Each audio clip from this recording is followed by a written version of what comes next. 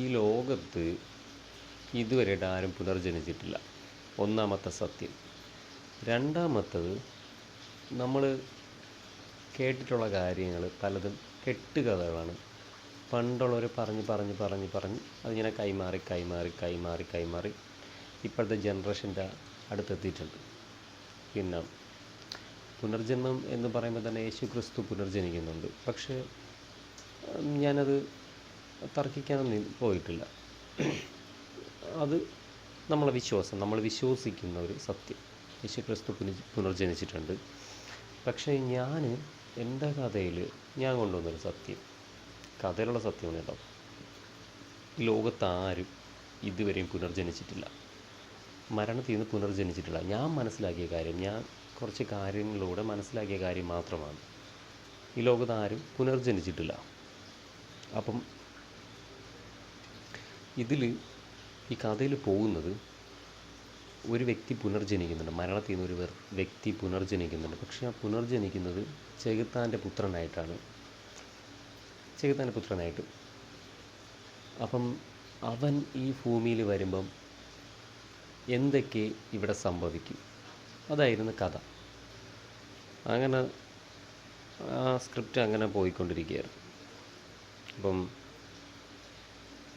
അയാൾ എന്നിട്ട് ചോദിച്ച്, അപ്പം ദൈവവും പിശാചും തമ്മിലുള്ളതാണല്ലേ കഥ, ചെകുത്താൻ. ഞാൻ പറഞ്ഞു അത് തന്നെ. പക്ഷേ ഇതിൽ ദൈവത്തിന് വലിയ റോളില്ല. നമ്മൾ ചെകുത്താനാണ് മെയിനായിട്ട് ഇതിൽ റോള് വന്നിട്ടുള്ളത്. നമ്മുടെ ഇപ്പോഴത്തെ ജനറേഷൻ വെച്ച് നോക്കുമ്പോൾ നമ്മുടെ ഭൂമിയിൽ എത്രത്തോളം പങ്കാണ് ദൈവത്തിനുള്ളത്? ആർക്കെങ്കിലും പറയാൻ പറ്റുമോ? ഉത്തരം കിട്ടൂല. കാരണം നമ്മളെ ഭൂമി ഇപ്പം ഭരിക്കുന്നത് ചെകുത്താനാണ്. ഒരുപാട് ഉദാഹരണങ്ങളുണ്ട്. വേറൊന്നും കൊണ്ട് ഇപ്പോഴത്തെ ജനറേഷൻ്റെ ഇടയിൽ ചെന്ന് കഴിഞ്ഞാൽ എല്ലാവരും പറയുന്ന ചോദ്യമാണ്, ദൈവത്തിൽ വിശ്വാസമില്ല. കാരണം ദൈവത്തെ എല്ലാവരും മറന്നു തുടങ്ങി. ആ ഒരു പഴയ നമ്മൾ കേട്ടറിവ് വെച്ച് നമ്മൾ മനസ്സിലാക്കിക്കൊണ്ടിരുന്ന ദൈവം ഇതാണ് എന്ന ആ ഒരു സത്യം ഇപ്പം കുറഞ്ഞു തുടങ്ങിക്കൊണ്ടിരിക്കുകയാണ്. ആൾക്കാരൊക്കെ ദൈവവിശ്വാസത്തിൽ നിന്നും പൈശാചിക വിശ്വാസത്തിലേക്ക് മാറി തുടങ്ങി എന്നതാണ് ഏറ്റവും വലിയ സത്യം. വേറൊന്നും കൊണ്ടല്ല. പണ്ടത്തെ ഒരു ജനറേഷൻ നോക്കുകയാണെങ്കിൽ നമ്മൾ എല്ലാവരും വൈകിട്ട് ഒരുമിച്ചിരുന്ന് വീട്ടിലിരുന്ന് പ്രാർത്ഥിക്കാറുണ്ട്. ഒരു ദൈവത്തിൻ്റെ ഒരു സാന്നിധ്യം ആ വീട്ടിൽ വന്നു തുടങ്ങി. അപ്പം അവിടെയൊക്കെ ഒരു മൊത്തത്തിലൊരു പോസിറ്റീവ് വൈബ് അല്ലെങ്കിൽ ഒരു പോസിറ്റീവ് എനർജിയാണ് എല്ലാ വീടുകളിലും കിട്ടിക്കൊണ്ടിരുന്നത്. പക്ഷേ ഇന്നതില്ല. ഇന്ന് മൊബൈലായി, കഞ്ചാവായി, പല ലഹരികളായി, പ്രണയമായി, ലവ്, അങ്ങനെ തുടങ്ങി ഒരുപാട് കാറ്റഗറിയിലോട്ട് മാറിക്കഴിഞ്ഞ് പല ജനറേഷൻ ആൾക്കാരും, എല്ലാവരും, ഞാൻ ഉൾപ്പെടെ വേണമെങ്കിൽ പറയാം. അപ്പോൾ നമ്മളിന്ന് വൈകിട്ടൊരു മൊബൈൽ കിട്ടിക്കഴിഞ്ഞാൽ എല്ലാവരും മൊബൈലിൽ അങ്ങ് അഡിക്റ്റാണ്. ചാറ്റിംഗ് ആയാലും ഓൺലൈൻ ഗെയിമിംഗ് ആയാലും വേറെ എന്തെങ്കിലും. അപ്പം ഒരു ബൈബിൾ തുറന്ന് വെച്ച് പ്രാർത്ഥിക്കേണ്ട ആ ഒരു ഇതങ്ങ് മാറി. എല്ലാ വീട്ടിൽ നിന്ന് അതൊക്കെ പോയി. അപ്പം നമ്മളെ വീടുകളിൽ ഇപ്പം വന്ന് കിടക്കുന്നത് പൈശാചികമായിട്ടുള്ള ശക്തികളാണ്. അപ്പം ദൈവത്തെ എല്ലാവരും മറന്ന് ദൈവത്തെ ഇവിടെ നിന്ന് അകറ്റി, ഭൂമിയിൽ നിന്ന് ഇപ്പോൾ അകറ്റി. ഇപ്പോൾ ഭൂമി ഭരിക്കുന്നത് ചെകുത്താനാണ്. ഇപ്പോൾ ഈ ഭൂമി മൊത്തം ചെകുത്താൻ്റെ കൺട്രോളിലാണ്. നമുക്കിങ്ങനെ ചിന്തിച്ചാൽ മതി. ഇപ്പം എന്തൊക്കെ പ്രശ്നങ്ങളാണ് നമ്മുടെ സമൂഹത്തിൽ നടക്കുന്നത്? കൊലപാതകം, കഞ്ചാവ്, റേപ്പ്, അങ്ങനെ എക്സെട്ര ഒരുപാട് സംഭവങ്ങളാണ് നമ്മളെ കേരളത്തിൽ ഇപ്പം നടന്നുകൊണ്ടിരിക്കുന്നത്. കേരളത്തിൽ നിന്നല്ല, നമ്മുടെ ഈ ലോകത്തിനാണ് നടക്കുന്നത്. എത്ര ആൾക്കാരാണ് ഒരു ദിവസം മരിക്കുന്നത്? ഇതിന് മുൻപൊക്കെ ഇങ്ങനെ എന്തെങ്കിലുമൊക്കെ സംഭവങ്ങളൊക്കെ ഉണ്ടായിട്ടുണ്ടോ? മരണങ്ങൾ സംഭവിച്ചിട്ടുണ്ട്. ഇങ്ങനെ കണ്ടിന്യൂസ് ആയിട്ടൊന്നും കാണത്തില്ല. ഇപ്പം കണ്ടിന്യൂസ് ആയി കഴിഞ്ഞാൽ ഫുൾ മരണത്തിന്, ആക്സിഡൻ്റ് ആയാലും കൊലപാതകങ്ങളായാലും അയ്യോ അങ്ങോട്ടടി അങ്ങനെ ഈ ലോകം എന്ന് പറയുന്നതിന് ഇപ്പം ചെകുത്താൻ്റെ കയ്യിലാണ്. മനസ്സിലായില്ലേ? അപ്പോൾ അത്രയും ഒരു ഇതൊക്കെ വെച്ചിട്ടൊക്കെയാണ് ഞാൻ ഈ ഭൂമിയിൽ ചെകുത്താൻ വന്നാൽ എന്തൊക്കെ സംഭവിക്കും എന്നൊരു കഥ, അങ്ങനത്തെ ഒരു സാധനം കൊണ്ടുവരുന്നത് തന്നെ. പക്ഷേ ഇതേപോലത്തെ കഥകളൊന്നും സിനിമയിൽ പോലും വന്നിട്ടില്ല.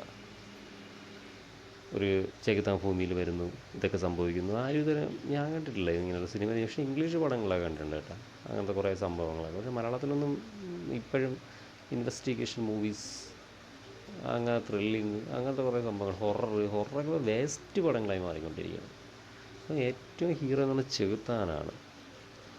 ചെകുത്താൻ നമ്മളെ കേരളം ഇപ്പം നമ്മുടെ ഈ ലോകം എന്ന് പറയുന്നത് ഇപ്പം ചെകുത്താൻ്റെ കയ്യിലാണ്.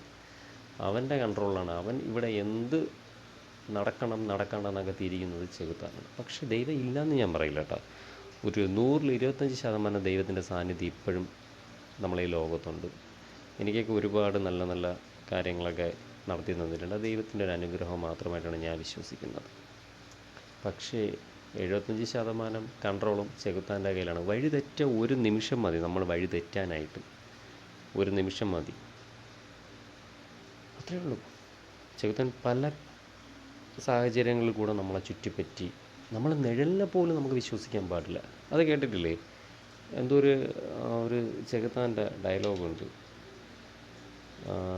ഇരുട്ടിൻ്റെ മറവിൽ, അങ്ങനെ എന്തോ ഒരു ഡയലോഗുണ്ട് കേട്ടോ. ഇരുട്ടിൻ്റെ മറവിൽ കാത്തിരിക്കുന്ന നിഴൽ കൂട്ടങ്ങളിൽ ഒരാൾ ചെകുത്താനായിരിക്കും.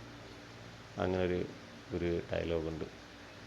കാരണം നമ്മൾ നിഴലിനെ പോലും ഭയക്കേണ്ട സമയമാണ് ഇപ്പം, ഇനിയുള്ള അങ്ങോട്ടുള്ള കാലം.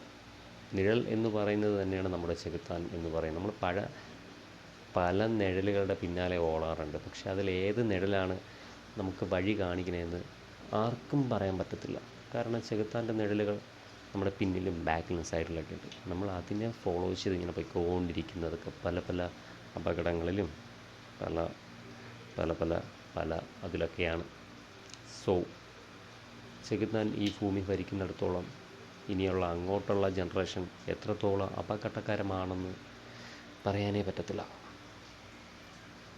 ദൈവം മത്സരിക്കുകയാണ് സത്യത്തിൽ. ചെകുത്താനും ദൈവം മത്സരിച്ചുകൊണ്ടിരിക്കുകയാണ് ഇപ്പം നമ്മളെ ഈ ലോകത്ത് തന്നെ.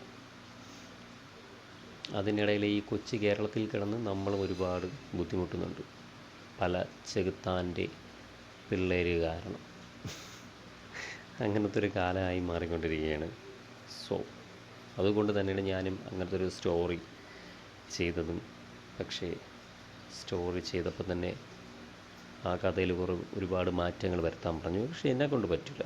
കാരണം എനിക്ക് മനസ്സിലായ കാര്യം ഞാൻ മാറ്റം വരുത്താൻ പറ്റില്ല.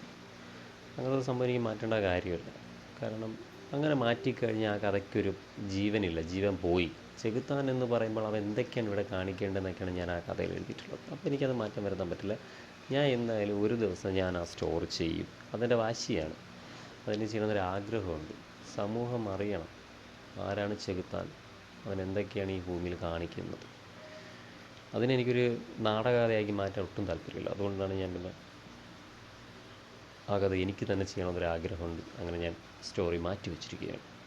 അതുകൊണ്ട് എല്ലാവർക്കും ചെകുത്താൻ എന്നൊരു ഷോർട്ട് ഫിലിം ഉടൻ തന്നെ കാണാൻ സാധിക്കും. ദൈവാനുഗ്രഹമുണ്ടെങ്കിൽ അതൊരു സിനിമയാക്കി മാറ്റാനും